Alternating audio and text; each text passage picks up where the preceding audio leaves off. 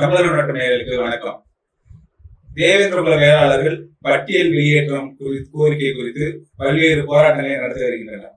அதேபோல் அருந்ததியர் உள்ஒதுக்கீடு குறித்தும் எதிர்மறை கருத்துக்கள் எழுதி வருகின்றன. இது குறித்து தமிழ் தேசிய பேரியக்கத்தின் பொதுச் செயலாளர் ஐயா கி வெங்கட்ராமன் அவர்களோடு நாம் இன்றைக்கு உரையாட உள்ளோம். ஐயா வணக்கம்.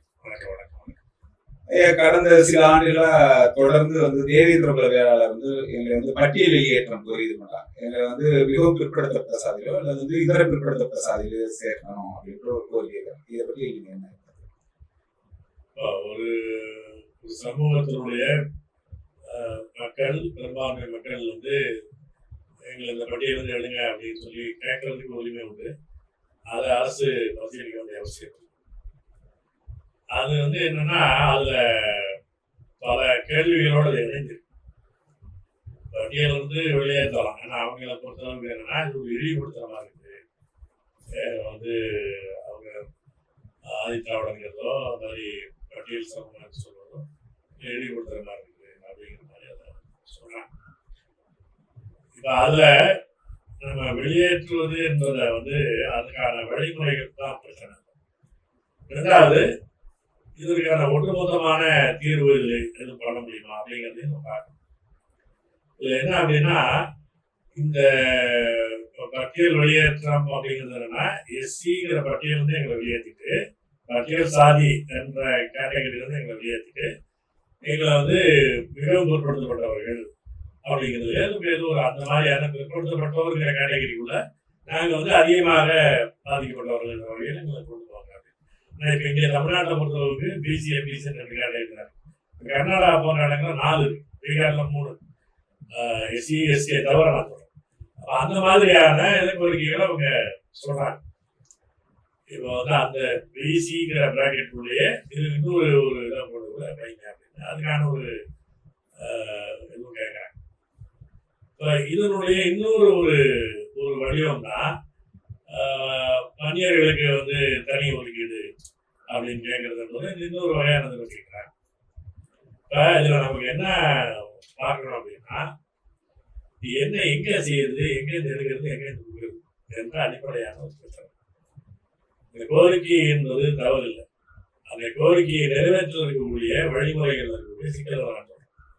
இந்த கோரிக்கையை அந்த கோரிக்கையை தப்பு அப்படி இல்லை. அந்த சமூகத்தை சேர்ந்தவர்கள் பெரும்பகுதி மக்கள் என்ன கருதுகிறார்களோ, அது கணிசமான மக்கள் என்ன கருதுகிறார்களோ, அதுதான் எனக்கு கிட்டத்தட்ட அந்த சமூகத்தை சேர்ந்த சங்கங்கள் நாளா செயல்படுத்துகிற ஜான் பாண்டியன், கிருஷ்ணசாமி, அதற்கு ரொம்ப முன்னாடியே நம்ம 1997ஆம் ஆண்டு தீண்டாமை ஒழிப்பு தொடர்புடைய மாநாடு நடந்தோம். அந்த மாநாட்டிலேயே குருசாமி சித்தர்னு ஒருத்தர் பேசினார்.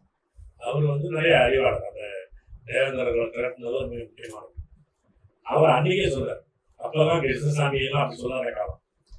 அவர் பட்டியலில் வெளியேற்றினாங்க அப்படிங்கிறது பேசினாங்க. அப்படி பேசுகிற போக்குல பறையர்களை எதிர்த்து ரொம்ப மோசமாக பேசினாங்க. அது இன்னொரு பக்கம் இருக்கு. ஆனா இந்த பட்டியல் வெளியேற்றம் என்பது கொஞ்சம் கொஞ்சமா அதாகி கிட்டத்தட்ட அந்த முக்கியமான அமைப்புகள் எல்லாருமே அதை ஏற்றுக்கொள்ளக்கூடியதா இருக்கு.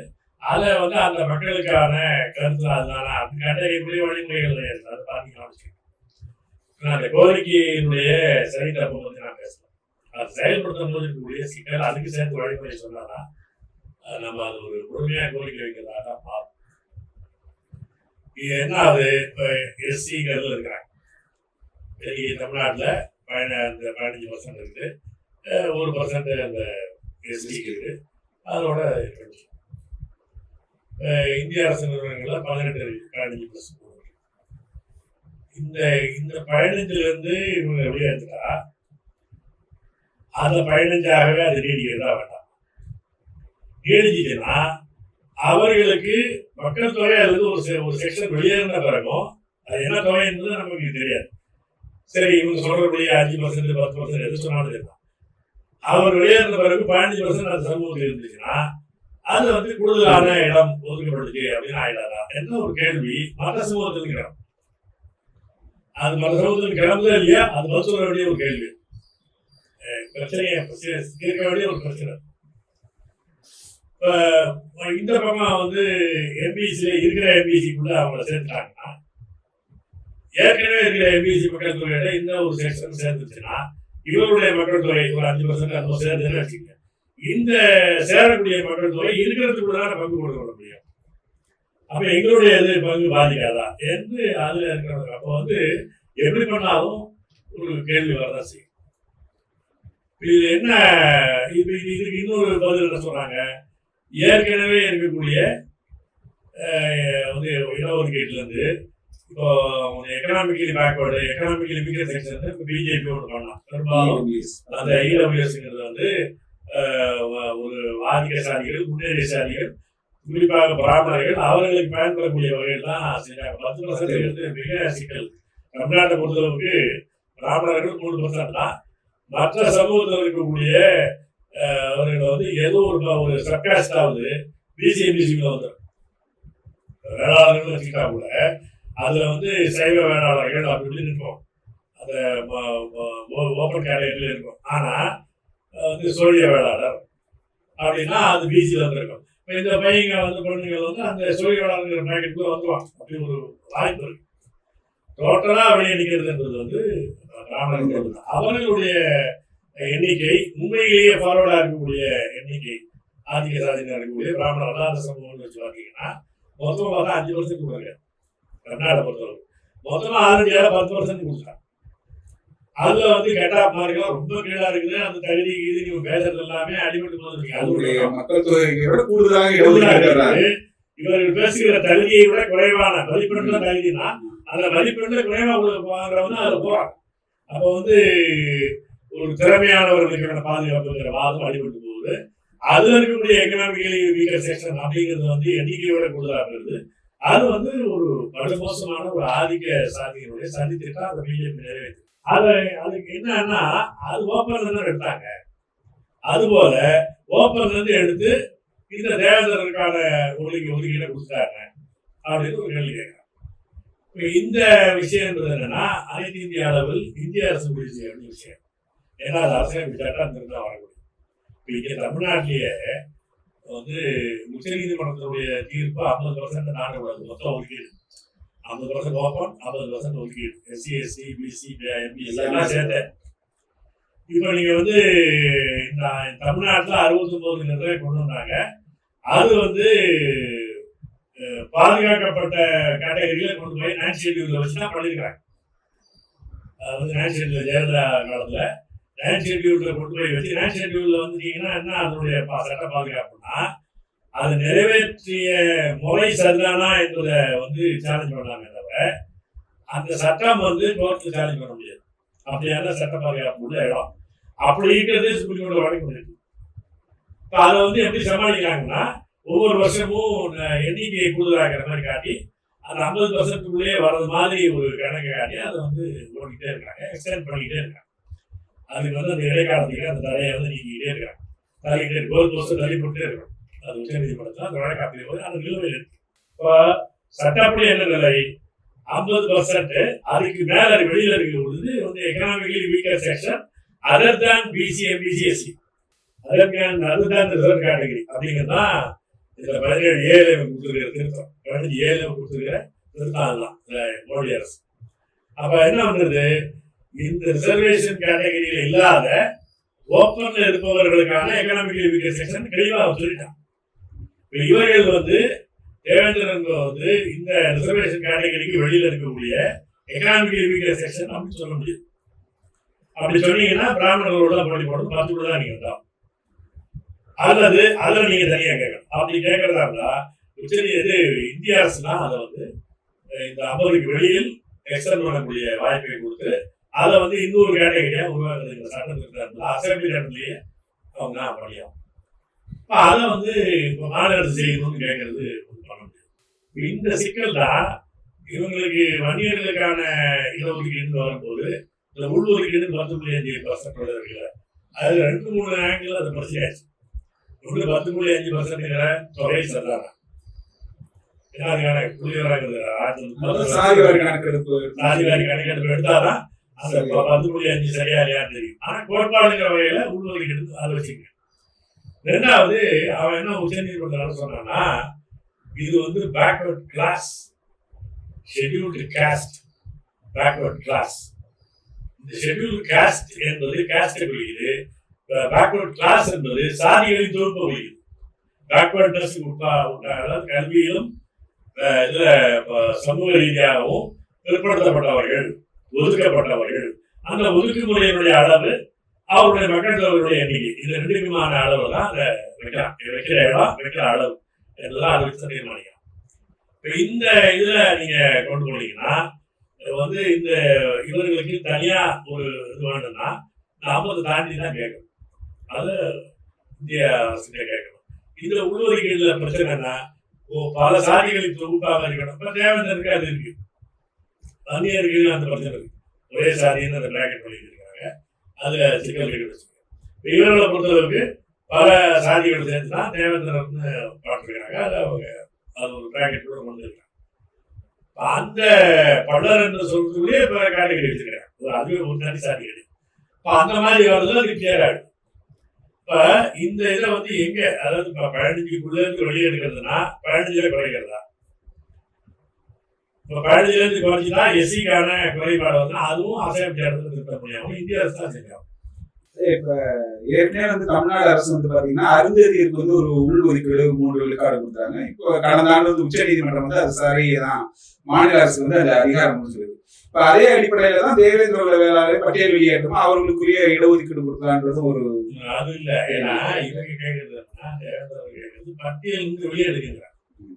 அருந்ததியர் கேட்கறது பட்டியலுக்குள்ளேயே நாங்க மோஸ்ட் இன்ட்ரெஸ்ட், எல்லாமே தீண்டாமை குற்றவாளிகளா இருந்தா கூட அதற்குள்ளேயே எங்களுக்கு வந்து போட்டியில நிக்க முடியல, எங்களுக்கு ஒரு இதை ஒதுக்கீடு பண்ணி கொடுங்க கேட்டதுனால அது வந்து எஸ்சிங்கிற கேட்டகரியில நம்ம இருக்கல. எஸ்சிங்கிற கேட்டகரிக்குள்ள ஒரு சப் கேட்டகரி பண்ண முடியுங்கிறது தான் அந்த உச்ச நீதிமன்றம் ஏற்றுக்கிட்டு அதை மாநில அரசாங்கம் செய்ய முடியுது. 3% 2% மக்கள் தொகை எடுத்தாதான் சொல்ல முடியும்.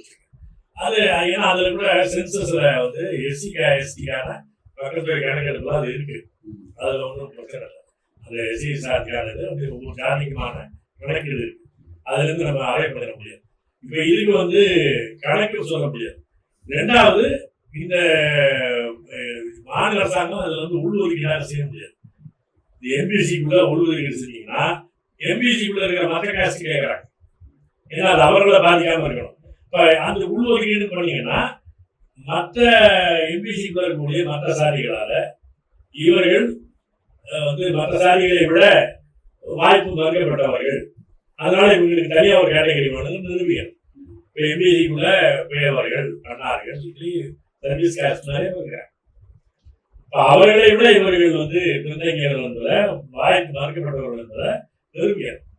இப்போ அதுக்கு ஒரு கமிஷன் போட்டு அதுக்கான முறையான ஆய்வு பண்ணாதான் பண்ண முடியும் தவிர நம்ம அவங்க சங்கம் சொல்லிக்கிறத வச்சு கேட்க முடியாது. ஆனா அது ஒரு அட்ரஸ் பண்ண வேண்டிய ஒரு பிரச்சனை. இப்போ இது எப்போ தீர்க்க முடியும் அப்படின்னு நினைக்கிறேன்னா, சாதிவாரி கணக்கெடுப்பு இந்திய அரசு சென்சஸ்ல எடுக்கணும், தமிழ்நாடு அரசு சர்வேல எடுக்கணும். இது சென்சஸ் சர்வே டெக்னிக்கல் பாயிண்ட் இது வந்து எடுக்கணும். எடுத்த பிறகு இந்த சென்சஸ்னுடைய இன்னொரு கூறாக இந்த டிகிரி ஆஃப் பேக்வர்ட்னஸ் இந்த சென்சஸ்ல எடுக்கணும். எடுக்க முடியலையா, தனியா ஒரு கமிஷன் போட்டு இந்தியா முழுவதும் செய்யணும்னாலும் செய்யணும். தமிழ்நாட்டில் உடனே தமிழ்நாடு அரசு செய்யணும். தமிழ்நாட்டுக்குள்ள ஏற்கனவே சட்டநாதனுக்குள்ள போட்டு அப்படியே கிடக்கு. இப்ப நாம வந்து என்னன்னா இந்த பேக்வர்ட்னஸ் இன்னைக்கு இவ்வளவு காலத்துக்கு பிறகு இந்த ஒதுக்கப்பட்ட தன்மை, வாய்ப்பு மறுக்கப்பட்ட தன்மை என்னென்ன அளவு இருக்குது, எல்லாத்துக்கும் அதுக்கான இது இருக்கு, அளவுகள் இருக்கு. எதுவுமே குவான்டிஃபை பண்ணாதது கிடையாது. பேக்வர்ட்னஸ்னா குவான்டிஃபை ஆயிருக்கு, அளவு பிரிக்கப்பட்டிருக்கு. இப்போ நீங்க வந்து எவ்வளவு கால கல்வி மறுக்கப்பட்டிருக்கு, எவ்வளவு தலைமுறை கல்வி மறுக்கப்பட்டிருக்கு, பெண்கள் கல்வி எப்படி இருக்கு, இவர்களுக்கான குடியிருப்புடைய தன்மை எப்படி இருக்கு, எல்லாமே அதுல வந்து இப்ப ஏற்கனவே அதுல கைடன்ஸ் பண்ணிருக்கு. அதுல இன்னும் சரியா பண்ணணும் அப்படின்னா பண்ணிடலாம். அப்படி செய்து அதுக்கான வல்லுநர் குழுவை போட்டு இது வந்து ஒதுக்கப்பட்ட தன்மை, பிற்படுத்தப்பட்ட தன்மை, இந்த தீண்டாமைக்கு உட்பட்ட அளவுகள், இது எல்லாவற்றையுமே மாநில அரசாங்கம் வந்து ஒரு கமிஷன் போட்டு செய்ய முடியும். அதே போல மக்கள் தொகை கணக்கு எடுத்துட்டு என்னென்ன சாதியை சேர்ந்தவர்கள், என்ன மக்கள் தொகை, என்ன பர்சன்டேஜ் இருக்காங்கன்னு சொல்ல முடியும். இதுல என்ன தீர்வு இருக்குன்னா, இந்திய அரசும் சரி தமிழ்நாடு அரசும் சரி செய்ய வேண்டிய விஷயம் என்னன்னா, இறுதிக்கு தனியாக ஓப்பன் கொடுக்கூடாது. ஏன்னா இது சாதின்னு இல்லாத வாழ் கிடையாது. இந்து சமூகத்துக்குள்ள சாதின்னு இல்லாத ஆள் கிடையாது. கிறிஸ்துவ சமூகத்துக்குள்ளேயும் சாதின்னு இல்லாத ஆள் கிடையாது. முஸ்லிம் சமூகத்துல அப்படி இப்படிமா இருக்கு. அப்ப நீங்க என்ன பண்ணணும், இந்த சாதிங்கிற கேட்டகரி தான் முதன்மையானதா இருக்குங்கிறதா அதை யதார்த்தத்தை ஏற்றுக்கணும். அதனால எல்லாத்தையுமே பிரிச்சிருக்கணும், 100ஐயும் பிரிச்சிருக்கணும். பிராமணர்கள் 3% இருக்காங்களா, எப்படி பிரிக்கும் போது என்ன பண்ணணும், ஒரு மாநிலம் தான், ஒரு மொழி பேசுகிற தாயகம் தான் அதற்கான யூனிட். ஆல் இந்தியா யூனிட் கிடையாது. ஏன்னா இப்ப நீங்க உதாரணத்துக்கு வச்சுக்கோங்க, அதாவது மாநிலத்துக்கு மாநிலம் இவருடைய தன்மை வேறுபடும். சாதியே வேற வேற. பறையா இருக்கிற சாதி இங்கதான் இருக்குது, இனாமிக்கு உட்பட்டதான் இருக்குது. ஆனா பறையான்னு சொல்லக்கூடிய சாதி இங்கதான் இருக்குது. மகாராஷ்டிரா உண்டா இருக்கு. உலக பறையர்களை ஒன்று சேருங்கள் சும்மா சொல்லலாம், உலக பாட்டாளிகள் மாதிரி. பயாஸ் அப்படிங்கிறது வந்து ஒரு ஒதுக்கப்பட்ட தன்மைகளுடைய ஒரு கண்டம் வார்த்தை மாதிரி பயன்படுத்துறாங்க. அந்த விஷயம் வேற. ஒரு சாதி சமூகமாக பறையர் என்பது இங்கதான், தேவேந்திரர்கள் இங்கதான் இருக்கு.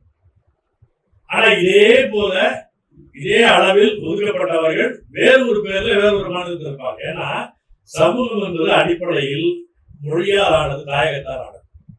அது இயற்கை அழகு.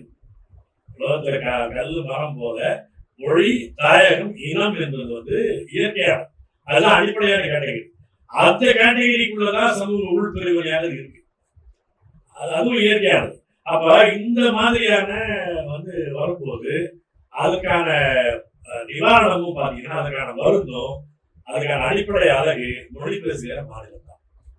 இப்ப இந்த மாநிலத்தில் ஏதுக்கு நான் உதாரணத்துக்கு என்ன சொல்ல வரேன்னா, இன்னைக்கு இந்த கோணார்கள் ஒரு கம்யூனிட்டி, அதுக்குள்ளேயும் பேர் எடுத்துட்டு இந்த கோணார்கள் என்பதை வந்து ஒரு தொழில்ங்கிற வகையில பாத்தீங்கன்னா உலகக்குள்ள அது இருக்கு. கால்நடை மேய்த்தல், கால்நடை பராமரித்தல் அப்படிங்கிறது தான் அந்த சமூகம்னு சொல்லிட்டீங்கன்னா உலகக்குள்ள இருக்குது. உலக கோளாறுகளை ஒன்று கொடுக்கலாம் ஒன்று சொல்ல முடியாது. அப்ப இவங்க என்ன பண்றாங்க அப்படின்னா, இந்த வடநாட்டுல இருக்கக்கூடிய ஒரு மாதிரியான சாஸ்திரியேஷன் நடக்கிறதுனால வடநாட்டு யாதவர்களும் இங்க இருக்கிற கோணார்களும் ஒன்று போல யாதவர்னு பேர் கொடுக்கிற முயற்சி வந்து சங்கங்கள் சார்ந்த பக்கத்துல இயல்பாக கிடையாது. கோணார் தான் இருக்கிறாங்க. இங்க இருக்கிற கோணாரும் வடநாட்டுல உத்தரப்பிரதேசம் இருக்கிற அந்த யாதவும் ஒண்ணு கிடையாது. சமூக படிநிலையிலே ஒண்ணு கிடையாது. அதனால இங்க இருக்கிற கோணார்னா இங்க கோணார்னா வச்சுக்கணும். இங்க தமிழ்நாட்டினுடைய இந்த தமிழ் இனத்தினுடைய ஒரு சாதி அது. அதுக்குள்ள வெவ்வேறு சாதிகள் சேர்ந்து ஒரு கோணார் இருக்கிறாங்க. அது ஒரு கேட்டகரி. அப்ப என்ன பண்ணணும்னா, ஒண்ணு டிகிரி ஆஃப் பேக்வர்ட்னஸ், ஒதுக்கப்பட்ட தன்மைகளுடைய அளவுகள், அதை செய்வதற்கு ஒரு கமிஷன் போடணும் தமிழ்நாடு அளவில். அதே போல இந்த அளவுகள் மக்கள் தொகை அளவுன்னு பாத்தீங்கன்னா அந்தந்த மாநிலத்தில் அந்த சாதி மக்கள் எவ்வளவு ஒதுக்கீடு மொத்தமா 100 பிரிக்கும் போது அதை வந்து இங்க இயங்கக்கூடிய இந்திய அரசு நிறுவனங்கள், ரயில்வேயா இருக்கட்டும், போஸ்டா இருக்கட்டும், பேங்கா இருக்கட்டும், எல்ஐசியா இருக்கட்டும், எதுவா இருக்கட்டும், இங்க இருக்கிற இந்திய அரசு நிறுவனங்களுடைய ஒதுக்கீடு எதுவா இருக்கணும்னா இந்த மாநிலத்திற்கு என்னவோ அதுதான் இருக்கணும். அதே மாதிரி இப்ப இன்னைக்கு வந்து இடஒதுக்கீடு பேக்கெட்ல இருந்து வெளியே போயிருக்கு தனியார் நிறுவனங்களுக்கு இடஒதுக்கீடு வரணும். தனியார் தொழிலாளர்களுக்கு, தனியார் துறைக்கும் இடஒதுக்கீடு எக்ஸ்டெண்ட் பண்ணணும். ஏன்னா ஒரு இடத்துல தொழில் செய்யும் போது மின்சாரம், சாலை வசதி, அதற்கான இடம் கொடுப்பது எல்லாமே அந்த அரசாங்கம் செய்யுது. அப்ப அந்த மக்களுக்கான சமூக நீதி, இன நீதி என்பதை செய்வதற்கான பொறுப்பும் உரிமை உள்ளது அந்த மாநில அரசாங்கம். அதன்படிதான் ஒரு புதுசா முதலீடு செய்யக்கூடிய தனியார் கம்பெனி வர முடியல தவிர, நான் முதலீடு போறேன் ஏன் ஜவுளியத்துக்கு பண்ணிக்கிறேன்னு சொல்ல முடியாது. இந்த நபர்னு நம்ம கேட்கல, இந்த நபருக்கு யாரும் கொடுன்னு நான் கேட்கல, சட்டம் அப்படி போடணும்னு சொல்லல. இந்த சமூகத்தினுடைய தன்மை என்ன வரும் அது வந்து பிரதிபலிக்கிறது. தனியார் துறையா இருந்தாலும் சரி, அரசு துறையா இருந்தாலும் அப்படி பிரதிபலிப்பது என்பது என்னவா இருக்கணும்னா, அந்த மாநில தன்மை தான் சாதிக்கிறது, அந்த மாநில சாதிகள் தான் அடிப்படையா. அப்ப என்ன பண்ணிக்கணும்னா, மாநில அடிப்படையில் அந்த அனைத்து இந்திய சென்சஸ் எடுத்தாலும் மாநில அடிப்படையில் தான் ஒதுக்கீடு வழங்கணும். மாநில அளவுகளின் அடிப்படையில் விகிதாச்சார அடிப்படையில் தான் ஒதுக்கீடு வழங்கணும். 100ஐயும் பிரிச்சுட்டீங்கன்னா இந்த பிரச்சனையும் கிடையாது. இவர் பேக்வேர்டு, மோஸ்ட் பேக்வேர்டு எதுவுமே இல்லை. எல்லாரும் ஃபார்வர்ட் தான், எல்லாரும் பேக்வேர்டு தான். ஒன்றும் பிரச்சனை கிடையாது. அவரவர்கள் ஒத்த சமூகத்தோட போட்டி போட்டுருங்க. ஏன்னா வாய்ப்பு மறுப்புன்றது அப்படித்தான் இருக்கு. ஒத்த சமூகங்களுக்கு சமூகம் வாய்ப்பு மறுக்கப்பட்டிருக்கு. அதே வந்து வாய்ப்பை கொடுக்கறதுக்கான ஒரு ஊனம் தான் அளவுகோல். அது அமலே பண்ணுங்க. கூடத்துல அளவுகள் இருக்குல்ல, அதே மாதிரி அளவுகள் அடிப்படையில் இப்ப பண்ணிட்டு இருக்கான். அதை விட்டுருங்க. இப்படி எல்லாருக்கும் அந்த கொடுத்துருங்க. 100 பிடிச்சிருக்கீங்கன்னா மக்கள் தொகை அடிப்படையில் விகிதாச்சாரத்தில் கொடுத்தீங்கன்னா பிரச்சனையே கிடையாது. இப்ப அவரவர்களுக்குள்ள ஒத்த தன்மை உள்ளவர்களுக்குள்ள போட்டி நடக்கும். அவ்வளவுதான். இதுல ஓப்பன்ங்கிறதே வேண்டியது இல்லைங்க. உங்களுக்கு வந்து அந்த பிரச்சனையே வராது. ரெண்டாவது, இந்த இடஒதுக்கீடு ஜாதி சங்கம் அவரு வந்து இந்த இன்னொரு ஜாதியோட சண்டையை போட்டு கிடையாது. எனக்கு உள்ஒதுக்கீடு கொடு, அவன் போச்சுன்னா அவருக்கு என்னோட இடத்த அவரை எடுத்துக்கிட்டாரு. மக்களே வேண்டியது இல்லையா? எல்லாத்தையும் பிரிச்சு கொடுத்துருங்க, முடிஞ்சு போச்சு. 1% வந்து முடிவாங்க. தொகுப்பு வைக்கலாம். அபார்ட்மெண்ட் ரிசர்வேஷன் அதான் சொல்றோம். நீங்க வந்து தொகுப்பு முறை இடஒதுக்கீடு ஒத்த தன்மை உள்ள சாதிகள், ஒரு படிநிலையில் உள்ள சாதிகள், அதனுடைய மக்கள் தொகை ஏற்ப ஒரே படிநிலையில் உள்ள சாதிகள் ஒரு அதிக மக்கள் தொகை உள்ளதா 2 கூட பிரிச்சு போங்க. அது அந்தந்த பர்சன்டேஜ் கொடுத்து போங்க. 1% வரைக்கும் வச்சுக்கிட்டே கொடுக்க முடியாது. இப்போ ஒரு இடத்துல இப்ப இங்கே இருக்குது. இப்போ நீங்க ஒரு 4 போஸ்ட் தான் வருது. வந்து இந்த 70 வந்தீங்கன்னா என்ன பண்ணுறோம்? ரொட்டேஷன்ல போதா சுழற்சி இருக்காங்க, பண்ணிட்டு போறோம். அவ்வளவுதான் விஷயம். அதனால வந்து இதுல எதுவுமே தீர்க்க முடியாத பிரச்சனை ஒன்றும் கிடையாது. இதுல வந்து என்னன்னா, ஒரு ஆதிக்கத்தை எப்படியாவது மெயின்டைன் பண்ணிக்கணும், பிளவுகளை எப்படியாவது மெயின்டைன் பண்ணணும்னு நினைக்கக்கூடிய சுயநல அரசியல் இருக்கு, ஆதிக்க அரசியல். இதுதான் வேலை பார்க்கறது தவிர அது இது வந்து இந்த சாதி சங்கங்களுடைய ரோலே குறைஞ்சு போயிடும். சாதி சங்கங்களுடைய ரோல் இருக்கு பாருங்க. இது இந்த சண்டை மண்டையாடியே முடியும். பெரும்பகுதி ஒரு பிரச்சனை மக்கள்ல இருக்கிற அமைதியின்மை இருக்கு பாருங்க. இந்த சிக்கலுக்கு ஒரு தீர்வு வரும். அதனால இந்த இடஒதுக்கீடு என்பது வந்து 100ஐயும் ஒதுக்கீடு செய்வது, மக்கள் தொகைக்கு ஏற்ப இடஒதுக்கீடு செய்வது, இன்னைக்கு உடனடியாக இந்த பேக்வர்ட்னஸ் அறிவதற்கான ஆணையத்தை போடும். ஏன்னா 100ஐ ஒதுக்கீடு செய்வதற்கு இந்திய அரசு செய்ய வேண்டியது. இப்ப இருக்கிற கேட்டகரிக்குள்ள என்ன செய்யலாம் அப்படிங்கிறது மாநில அரசு செய்யக்கூடிய அதிகாரம் இருக்கு. அதை செய்யுங்கன்னு சொல்றோம். அவ்வளவு. இப்ப தேவேந்திர குல வேளாளர்கள் வந்து நாங்கள் பட்டியல் வெளியேற்றத்துக்காக போராட்டம் நடத்துறாங்க. அதே சமயத்தில் அவங்க வந்து எங்க வந்து இதர பிற்படுத்தப்பட்டவர்கள், மிகவும் பிற்படுத்தப்பட்ட அந்த இடஒதுக்கீடு வேணும்னு கேட்கிறாங்க. ஆனால் அவர்களே வந்து பாத்தீங்கன்னா பட்டியல் சாதிகளுக்குரிய இடஒதுக்கீடுல உள்ஒதுக்கீடு அறுதியதுக்கு எதிர்க்கிறாங்க. அந்த 3 விழுக்காடு கொடுத்தாரு. இதை நீங்க எப்படி பாக்குறீங்க? என்ன தேவை? சாதி சங்கம்னாலே சுயநலம் தான். அது ஒற்றுமையா வராது. இன்னொருத்தருடைய இது ஜனநாயகமா அதை யோசிக்க கூட மாட்டாங்க. இப்போ எஸ்சி கேட்டகரிக்குள்ள நமக்கு தெரியும், நமக்கு தமிழ்நாட்டுக்குள்ள இந்த தேவேந்திரன், பழைய அருந்ததியர், இந்த 3 கிளாஸ் ஆஃப் பீப்புள் தான் இருக்காங்க. அது காஸ்ட்னு சொன்னா கூட அதுக்குள்ளேயே நிறைய ஜாதிகளுக்கு தான் இருக்கிறாங்க. அந்த அருந்ததியர்னு பிராக்கெட்டுக்குள்ளே பார்த்தீங்கன்னா ஒரு 6-7 ஜாதிகள் இருக்கு. தெலுங்கு பேசுறவங்க அதிகமா இருக்கிறாங்க, தெலுங்கு பேசாதவங்களும் அது இருக்காங்க. சரி, இப்ப நமக்கு வந்து என்னன்னா, அவர்கள் இந்த தீண்டாமைக்கு உட்பட்ட தன்மை என்பது பொதுத்தன்மை. இந்த பட்டியலில் சேர்ப்பதற்கு தீண்டாமை என்பது மிக அடிப்படையான காரணி. அந்த காரணிக்கு அவர்கள் உட்படுகிறாங்க. ஆனால் அதுலேயும் டிகிரி டிஃபரன்ஸ் இருக்கு. அந்த எஸ்சி கேட்டகரிக்குள்ளேயே மிகவும் அடித்தட்டுல அதிக ஒடுக்குண்ட, அதிக புறக்கணிக்கப்பட்ட, அதிகம் கீழ்மைப்படுத்தப்பட்ட மக்களாக அந்த இருக்கிறாங்க. அதிகமாக தூய்மை கேடான பணிகளை செய்பவர்கள் அவர்களாக தான் இருக்கிறாங்க அப்படிங்கிறது உண்மை. அது சமூக உண்மை. அப்ப அதற்கான வகையில் என்னன்னா, இந்த எஸ்சிக்குள்ளேயே ஒரு குறிப்பிட்ட தொடக்கத்துல பாத்தீங்கன்னா எல்லாம் ஒன்னாவே இருந்திருக்கும். ஆனா ஒரு குறிப்பிட்ட காலம் வந்ததுக்கு பிறகு அந்த பயன்களை பெற்று அதுல கொஞ்சம் முன்னேறுகிற ஒரு சில குடும்பங்கள் வந்ததுக்கு பிறகு அந்த வந்து எஸ்சிக்குள்ள இருக்கக்கூடிய தேவேந்திரன் அல்லது வந்து பழைய சமூகத்தில் இருக்கக்கூடிய வாய்ப்பை பயன்படுத்திக் கொள்ளக்கூடிய அளவுக்கான விஷயத்த அது அளவுக்கு நினைச்சிருக்கேன். இன்னைக்கு ஒரே பிராக்கெட்ல வைக்கும் போது அந்த எஸ்சி அப்படிங்கிற பிராக்கெட் உள்ள எல்லாரும் போட்டி போட்டு வரும்போது இந்த பழையர்களும் தேவேந்திரர்களும் அதிகமாக எடுத்துட்டு போகக்கூடிய வாய்ப்புங்கிறது உண்மை. அது நேரம் இருக்கு. அதனால என்ன பண்றாங்கன்னா, எங்களுக்கு தனியா ஒரு உள்ஒதுக்கீடு கொடுத்துருங்க, எஸ்சிங்கிற கேட்டகரிக்குள்ள நாங்க இருக்கிறோம், உள்ஒதுக்கீடு கொடுத்துருங்கன்னு கேட்கிறோம். இப்போ அதுல செக்அப் பண்ணி சரி பண்ண வேண்டிய விஷயம் தமிழ்நாடு அரசாங்கம் செய்து சரியா தப்பான உரசி பார்க்க வேண்டிய விஷயம். இதுல 3% புதுசாக அந்த அளவுக்கு தான் இருக்காங்களா, இன்னொரு தூரம் செக் பண்ணி அது பிரச்சனை இல்லை. ரெண்டாவது, இந்த இதுல வந்து ப்ரையாரிட்டி கொடுக்குறது இருக்குல்ல, அது தேவையில்லை. இதுல வந்து முன்னுரிமை அப்படின்னு வர வேண்டிய அவசியம் இல்லை. இந்த ரொட்டேஷன் வரும்போது அது எல்லாத்துலயும் வருது. அது அன்னன்னைக்கு இருக்கக்கூடிய அந்த தேர்வுல என்ன எது முன்னாடி அதுக்கு முன்னாடி யார் வாங்கியிருக்காங்க, அடுத்து யார் இருக்காங்க அப்படி பண்ணிக்கிறத தவிர எது வந்தாலும் அருந்ததியருக்கு 3% பிளஸ் ஒரு முன்னுரிமை அப்படின்னு கொடுக்க வேண்டிய அவசியம். உள்ஒதுக்கீடு சரி, உள்ஒதுக்கீடை வந்து எதிர்க்க வேண்டிய அவசியம் கிடையாது. இப்ப நீங்க வந்து என்னன்னா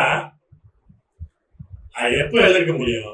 என்னுடைய இடத்தை அவர்கள் எடுத்துக் கொண்டார்கள் அப்படின்னு வந்தாலே எதிர்க்க முடியும். அவர்கள் போட்டியிட முடியாமல் வெளியே நிற்கிறாங்க, அது உண்மை. அப்ப அவர்கள் கேட்பதுதான் நியாயம். நீங்க வந்து என்னோட பிராமணர்கள் வந்து சொல்றேன், என்னோட போட்டி போடு, முடிஞ்சா வாழ்றா, அந்த வாதம் தானே அது. அதனால அப்படி செய்யவே கூடாது. அதனால உள்ஒதுக்கீடு என்பது வந்து இவர்கள் எதிர்ப்பது என்பது சரியில்லை. அது வந்து பழைய சமூகத்தின் தலைவராக இருந்தாலும் சரி, இந்த தேவேந்திர சமூகத்தின் தலைவராக இருந்தாலும் சரி, வேற யாரா இருந்தாலும், அல்லது பொது நிலையிலிருந்து பேசுறவங்களா யாரா இருந்தாலும் கூட அது அப்படி ஏற்கவே கூடாது. ஏன்னா அது வந்து அது ஒரு உண்மை யதார்த்த சமூக யதார்த்தம். வந்து மெயின் நிலை இது. எண்ணிக்கை சரியா, பர்சன்டேஜ் சரியா செக்அப் பண்ணிங்க. ஆனா கொடுத்தது கோட்பாடு அளவுக்கு தப்புன்னு சொல்லக்கூடாது. ஒன்று. ரெண்டாவது, அப்படி செய்வதற்கான ஒரு வரம்புக்கு உட்பட்ட அளவுல அந்த அதிகாரம் மாநிலத்தான் இருந்தது. அது செய்தது ஒன்றும் தப்பு கிடையாது. ஓட்டுக்கு தான் செஞ்சாங்கன்னா ஓட்டுக்கு தான் செய்வாங்க. நடக்கிற எல்லாமே அப்படிதானுங்க. அது விஷயம் சரியா தப்பா தான் பார்க்கணும். நீ ஓட்டுக்காக செஞ்சாங்கன்னா அப்படிதான் இருக்கு. ஓட்டு வாங்குற அரசியல் அப்படிதான் செய்வாங்க. அதை நம்ம போய் அது பிரச்சனையே கிடையாது. நீங்க ஓட்டுக்காக செஞ்சா ஓட்டுக்காக செய்றீங்க, செய்யலனாக்க இந்த மக்களை புறக்கணிச்சு அவன் என்ன பண்ணுவாங்க. அதனால அதை போய் நம்ம ஒரு பிரச்சனையை நினைக்க கூடாது. இது இந்த அளவு சரிதானா அப்படிங்கிறது ஒண்ணு. வந்துச்சுனாக்க முன்னுரிமை கொடுங்க அப்படின்னு கேட்கறது எடுத்தாலும் அது தேவையில்லை. அவர்களுக்கான ஒதுக்கீடு அவங்க எடுத்து போகணும். இவ்வளவுதான். இப்ப நீங்க முதல் கேள்வி பதில் சொல்லுங்க, தொகுப்பு வாரி இடஒதுக்கீடு கம்பார்ட்மெண்டல் ரிசர்வேஷன் ஒரு புறம் பார்த்து தனியார் துறைக்கு நீங்க அதை வேணும்னு சொல்லுங்க. இப்போ பொதுவாக என்ன கேள்வி வருதுன்னு கேட்டீங்கன்னா, கல்வியில வந்து ஏறவே வந்து இந்திய சுதந்திரத்திற்கு முன்னால் இவ்வளவு ஆண்டுகள் ஆகிருக்கு, 74 ஆண்டுகளுக்கு மேல ஆயிருக்கு. நீண்ட காலம் வந்து இவர்கள் இடஒதுக்கீடை அனுபவிச்சிருக்கிறாங்க. அங்க ஒடுக்கப்பட்ட பிற்படுத்தப்பட்ட சாதி அவர்கள் மேல வந்திருக்கிறாங்க. இன்னைக்கு வந்து நிறைய உலகமயம் ஆயிடுச்சு, நிறைய தொழில்கள் எல்லாவற்றிலும் அவர்கள் இருக்கிறாங்க. இடஒதுக்கீடு இருப்பதனாலதான் சாதி இருக்கு. நீங்கள் வந்து ஒரு புறம் சாதி ஒழிக்க வேண்டும், சாதி ஒழிய வேண்டும் என்று பேசிக் கொள்கின்ற முற்போக்காளர்கள், இன்னொரு புறத்தை வந்து இடஒதுக்கீடை ஆதரிப்பது என்பது எதிர்மறையானது அப்படின்னு ஒரு கருத்து இருக்கு. இதை நீங்க எப்படி பார்க்கறீங்க? இது ஒரு நீண்ட காலமா இருக்கிற ஒரு வாதம். அது இடஒதுக்கீடு கொடுத்தீங்கன்னா அது சாதி வச்சுதானே கொடுக்குறீங்க, சர்டிபிகேட் கேட்குறீங்க. இது எல்லா சினிமாலையும் நடப்பாங்க. ஜாதி சர்டிபிகேட் பள்ளிக்கூடத்தில் முதல்ல ஆரம்பிச்சது அட்மிஷன் நடந்தது கேட்க ஆரம்பிக்கிறீங்க. நீங்க தான் அரசாங்கம் இல்லை.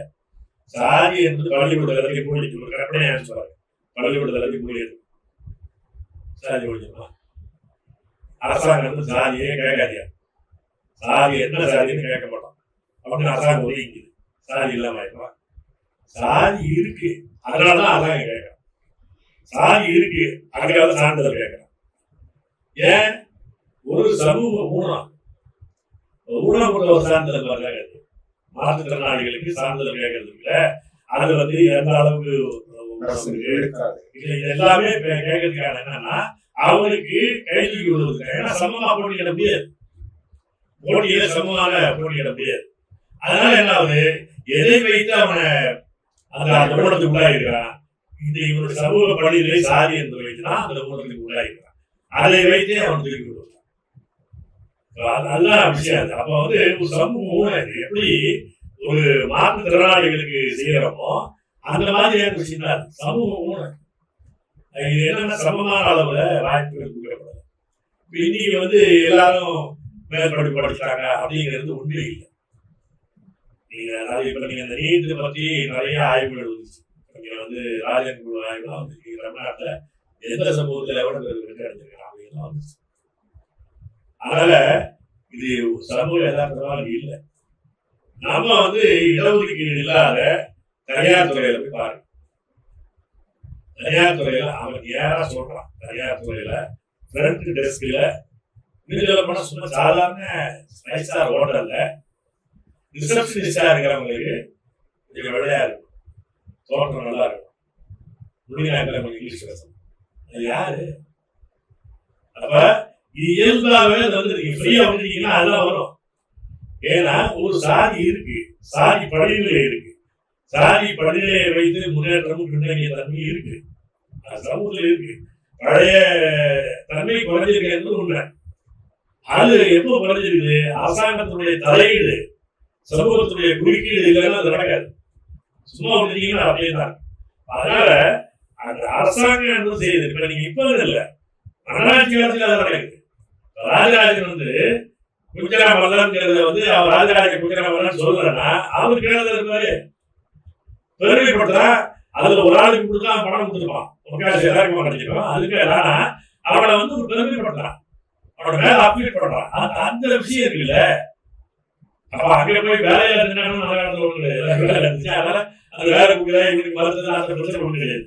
இப்ப இருக்கிறத பெருமைப்படுத்துறான், திருநாவிதன் சொல்றான். அப்ப இது ஒரு தீண்டாமைக்கு உட்பட்டவர் அப்படிலாம் ஒண்ணும் கிடையாது. தீண்டாமைக்கு உட்பட்டு இருக்குங்க, இல்ல தீண்டாமை இல்லாம ஒண்ணு இல்லைன்னு சொல்ல முடியாது. ஆனா அதை எதிர்த்த ஒரு அரசாங்கத்துடைய தலையீடு, ஒரு மன்னராட்சி காலத்துல தலையீடு இருக்குது. இன்னைக்கு ஜனநாயக ஆட்சி காலத்துல நம்ம அதை ஒரு சிஸ்டமேட்டிக்கா செய்யறோம்.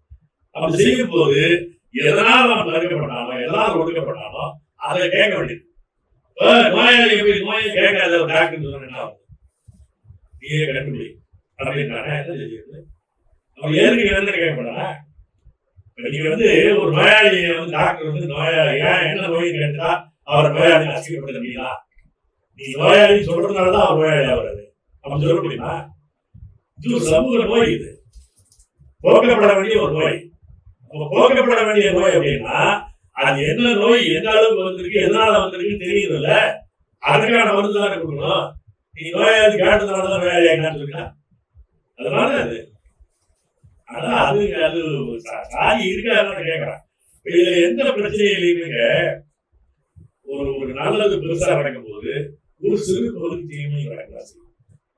இந்த இடஒதுக்கீடு கேட்கறதுனால சாதி என்பது மீண்டும் மீண்டும் மீண்டும் மீண்டும் அது கேட்கப்படுது, சாதி அடையாளம் திரும்ப திரும்ப சொல்லப்படுது அப்படிங்கிறதுனால அதனுடைய ஒரு வகையில் அந்த சாதியை புதுப்பிக்கிறதுக்கு ஒரு செய்யறதுனா உண்மை. ஆனால் அதுதான் சாதியை புதுப்பிக்கிறது, அது ஒரு சிறு காரணி. ஆனா அதான் கிடைக்கக்கூடிய நன்மை அதிகம். அது ஒரு நிறையும் குறையும் பார்த்து நிறைய அதிகாரிகள் தான் எதிர்க்கிறேன், குறை இல்லாதது கிடையாது. எந்த ஒரு கட்சியிலையும் இன்னொரு பக்கம் அந்த முனை இன்னொரு பயன்படும். நம்ம என்ன பொதுவாக எதுக்கு பயன்படுறோம் அப்படிங்கிறது. ஆனா நிறைய தான் அது அதிகம். இடஒதுக்கீடு அதனுடைய சாதி ஏற்படுத்துறதுல தேவைதான் அதிகம், அந்த குறையை தீர்க்கப்படுது. நீங்க எப்போ அது முடியும்? சாதி மறுப்பு திருமணம் செய்து கொண்டவர்களுக்கு தனி கேட்டகரி ஆக்கி அவர்களுடைய மக்கள் தொகைக்கு ஏற்ப அவர்களுக்கான இடஒதுக்கீடு. நீங்க சாதி மறுப்பு திருமணம் பண்ண கொண்டவனே ஆண் சாதியிலேயே பெண் சாதியிலும் அந்த புள்ளையை சேர்க்கணும்னாக்க தந்தை சாதியிலும் தாய் சாதியிலும் அந்த புள்ளையை சேர்க்கணும்னு சொல்லிக்கிறாங்க. அப்படி இல்லாமல் சாதி மருத்துவர்கள் தனி கேட்டகரி, அவர்கள் என்ன மக்கள் தொகையில் இருக்காங்களோ அந்த அளவுக்கு இடஒதுக்கீடு.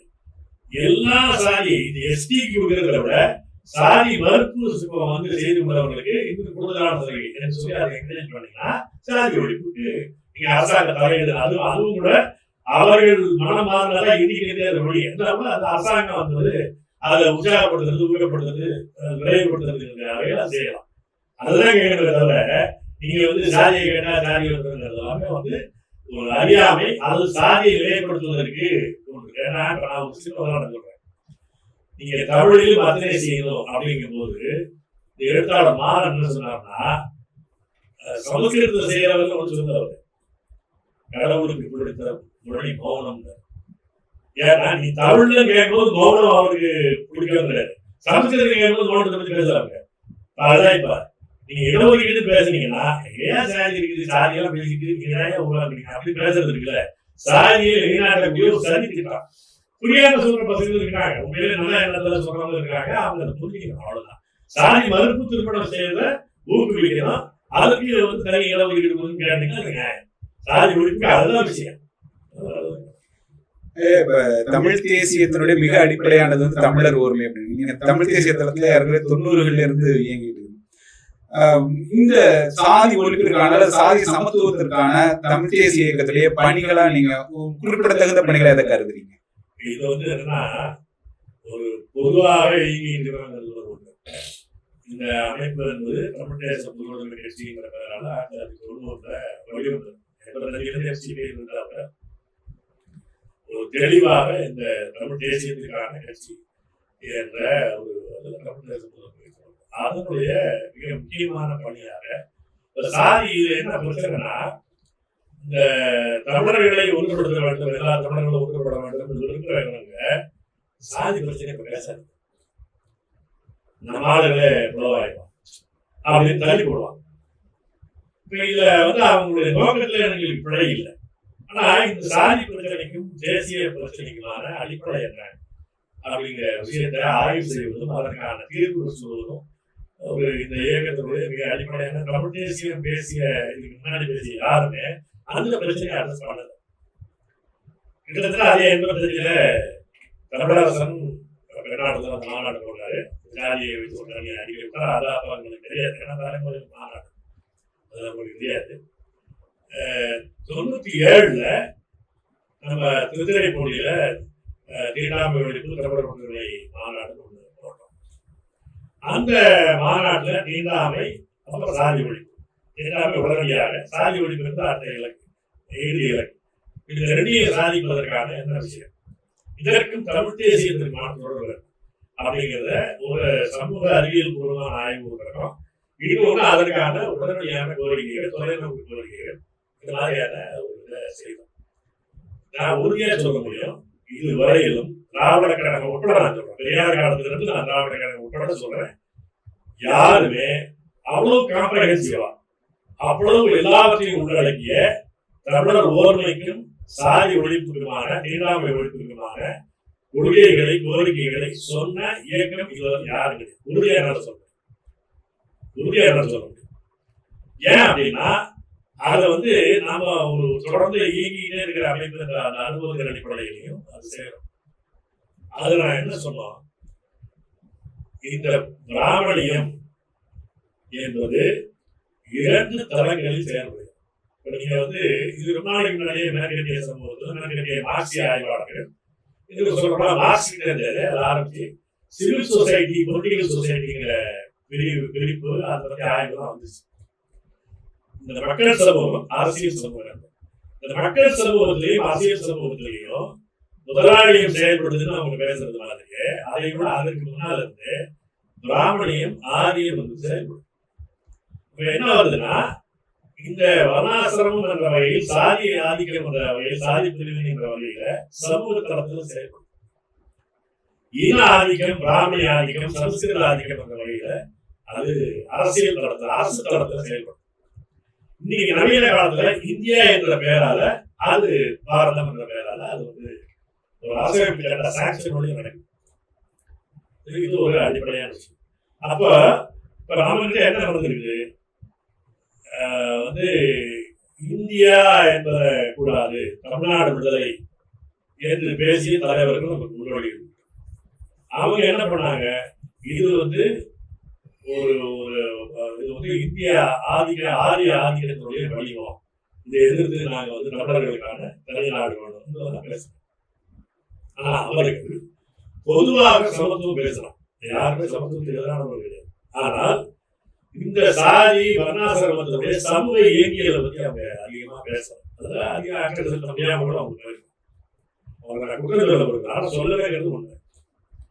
இப்ப நான் இங்க நமக்கு நிறைய திராவிட இயக்கம் இருக்கு, அதுக்கு முன்னாடி ஒடுக்கப்பட்ட சமூகத்தில் தலைவர்களாக இருக்கலாம், அவர்களெல்லாம் போராடிய பல பேர் நீங்க போராடியவர்கள் எல்லாருமே இந்த மக்கள் சமூகத்தில் சிவில் சமூகத்தில் இருக்கக்கூடிய வர்ணாசிரமத்தை எதிர்த்து, சாதி தீண்டாமை எதிர்த்து, சாதி ஒடுக்குமுறையை எதிர்த்து, எல்லா விளைவுகளிலும் இருக்கக்கூடிய ஒடுக்குமுறை எதிர்த்து போராடுகிறாங்க. நடைமுறையா இருக்கட்டும், சாதி நடமாட மறுப்பு இருக்கிறதா இருக்கட்டும், எல்லாத்தையும் எதிர்த்து அவங்க போராடுகிறாங்க. அந்தந்த போராட்டத்தினுடைய அளவுக்கு வெற்றி அடைஞ்சிருக்காங்க, தியாகங்கள் செய்து வெற்றி அடைஞ்சிருக்காங்க. ஆனா அவர்கள் என்ன பண்ணிக்கிறாங்க, இந்தியத்தோடு சேர்ந்துக்கிறாங்க. இப்ப நாம் தமிழ் தேசிய பேர் இயக்கம்னா இந்த 2 தளத்திலும் செயல்படுது.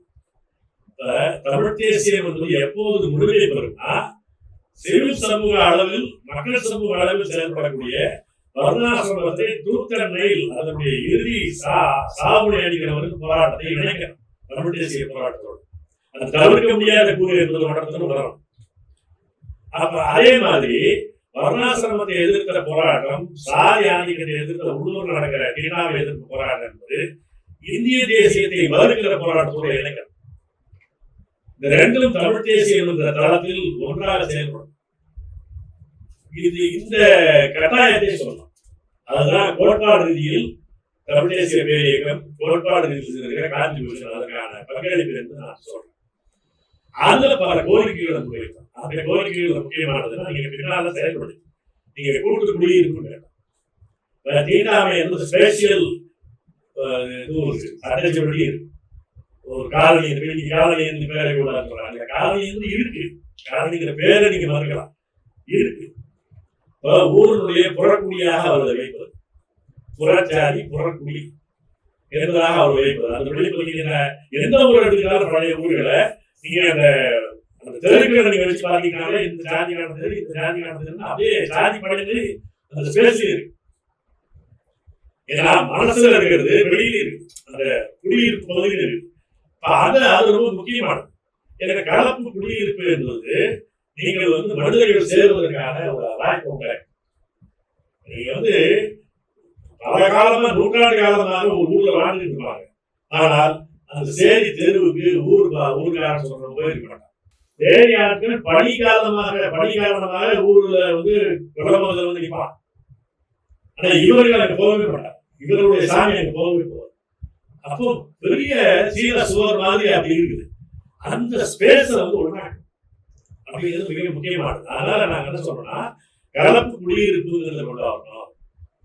இந்த நீங்க வந்து ஹவுசிங் யூனிட் வந்து வாடகை கொடுத்தாலும் சரி, அதுல அரசாங்கமே வந்து லோனுக்கு இஎம்ஐ கட்டி கொடுத்தாலும் சரி, தனியார் குடியிருப்புகளுக்கு நீங்க லைசன்ஸ் கொடுத்தாலும் சரி, எல்லா குடியிருப்புகளையும் எல்லா சாதியும் கலந்துருக்கணும். குறிப்பாக இந்த ஒடுக்கப்பட்ட சாதிகள், பட்டியல் சமூக சாதிகளுக்கு என்ன மக்கள் தொகை 200 வீடு இருக்குன்னா 21 வீடு கொடுத்தாங்க.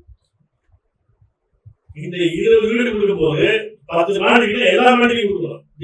கீழே இருக்கிறவங்களுக்கு வந்து மேல கட்சி அப்படி எல்லாம் பண்ணக்கூடாது. அதே மாதிரி ஹாஸ்டல்ல, கல்லூரி பள்ளி மாணவர்களுடைய ஹாஸ்டல்ல நீங்க எஸ்சி டிபார்ட்மெண்ட் ஆதிகளோட நலத்துறை அவர்களுக்கான நலத்துறை நிதி பணிகள் அதுக்கான ஒழுங்குமுறைகளை பண்ணிக்கிட்டோம். பிற்படுத்தப்பட்ட ஒரு நலத்துறையை அதை பார்த்துக்கிட்டோம். ஆனால் விடுதி என்பது ஒன்றா இருக்கு, சாப்பாடு என்பது ஒன்றா இருக்கு, ஒரே கேண்டீனா இருக்கு. ஒரு அறைக்குள்ளேயே ஒரு 6 பசங்க இருக்காங்கன்னா அதுல ஒருவராவது எஸ்சி பையன். இப்படியான இது வந்து நம்ம ஸ்பேஷியலாக இந்த இடத்தில் இடஒதுக்கீடு என்பதை பற்றி ஒரு பேசு. அதுதான் பின்னால சமத்துவ பருவம் வந்துச்சு. அது வந்த பிறகு அதை ஞாபகமா எக்கனாமிக் தொழில்கள் அந்த ஆய்வாளர்கள் தான் இந்த தமிழ் தேச முதல்வர் நிகழ்ச்சி தான் அதை முதல்ல சொல்லிச்சு.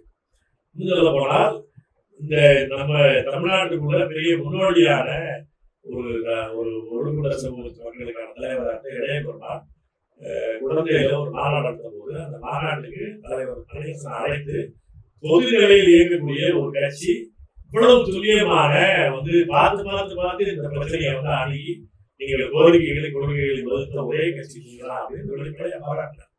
அவரு அதுக்காகவே போராடி கொண்டிருந்தார். ஏழாமை உட்பட்ட சாதிகள் போராடி கொண்டிருந்தார்.